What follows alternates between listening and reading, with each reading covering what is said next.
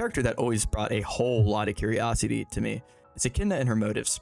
I used to believe that she was exclusively an antagonist to Subaru, but recently upon rewatching season 2 of ReZero, my personal favorite, I changed my tune just a little bit.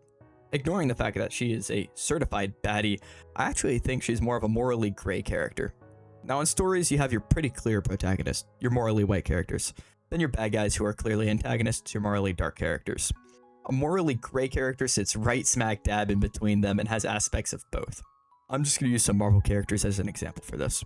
Spider-Man in most iterations is a morally white character. He pretty much always follows a no-kill rule and doesn't usually act on his own personal desires. Venom from Spider-Man 2 or Tobey Maguire's Spider-Man 3 acts as a strong antagonist that pretty much opposes all the traits that Tobey and Yuri's Spider-Man has. Now Black Cat or Harry Osborn act much more like morally gray characters. Black Cat steals things with the end goal to help those that she cares about. Now Harry, despite all of his downsides, does care for Peter in the end, and we can see that at the end of Spider-Man 3. Now in ReZero, I think we can't quite categorize characters into these neat little categories like we can with Spider-Man. While they're all closer to one side of the spectrum or the other, they certainly all work for their own personal reasons. Echidna, I think, might be one of the most straight through the middle characters in the anime. Just a heads up, I will not be going into the Greed If route, as I've only read the web novel version, which has a lot of stuff left out from the light novel. So why does Echidna function so well as a morally gray character?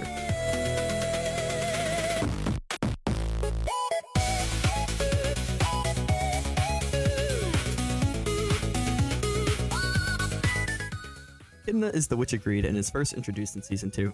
She exists in this almost liminal green land that feels straight out of a Windows XP background. Obviously, there's her table with tea on it that I would not hesitate to drink. When it comes to her appearance, she does feel older than most characters that we've seen thus far. Maybe she's in her 20s or so, but she does have white hair similar to Satella and Amelia. I think Tappe designed her like this to make us more trusting of her since she looks like characters that we already know. That being said, making her hot is another way to achieve the same goal. Either way, on first impression, she is something of a trustworthy character, except for how we got here.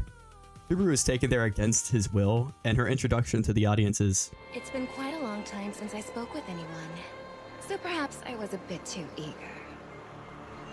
My name is Echidna, but that isn't my title. Perhaps you would know me a bit better as the Witch of Greed.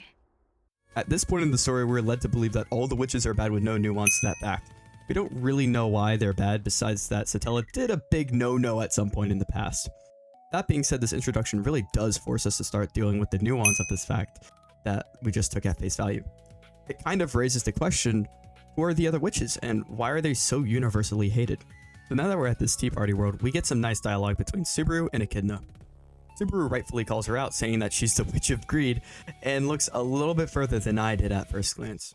Oh, random little tidbit, but episode 3 of the season has no intro song, which I thought was a little interesting.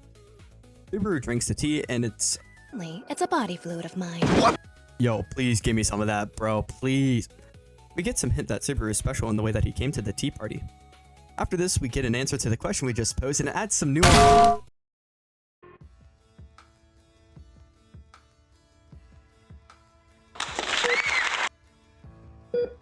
Afternoon, Dr. House. Who the hell are you?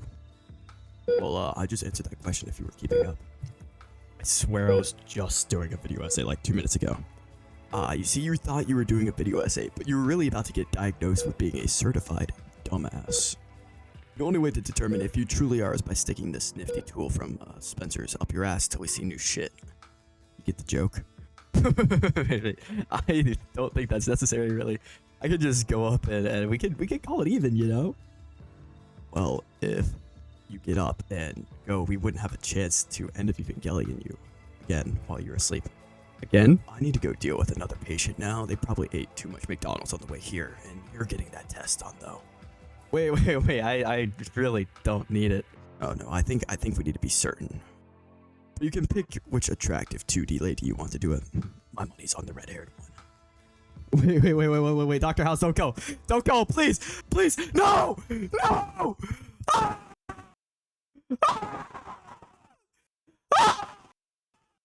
So upon reflection, it adds a different perspective on who the witches are. Echidna frames the witches in a positive light, which we've barely seen in the anime thus far. It truly is a sharp change in the perspective that Subaru is used to. It's like if you talked to Robert E. Lee and he gave you his reasoning for leading the Confederacy in person instead of reading it in a history book. After this little lore dump, Subaru decides to dip, which reveals something about Echidna to us, the audience. She thinks very highly of herself, which I'm willing to wager is a coping mechanism, if anything. She thinks about how anyone in Subaru's position would ask endless questions to her, and Subaru decides to leave instead. From Echidna's perspective, he is the first visitor that she has had in centuries, and he is leaving now. She really wants him to stay for a plethora of reasons, but probably because she wants more time with Subaru, if anything. That's the thing with Echidna, is her greed. She's greedy for more time with Subaru so she can have more experiences, which in turn would feed her greed even more. I want to address something quickly, and that's what drives Echidna. Per the sin she represents, Echidna is driven by her unyielding greed.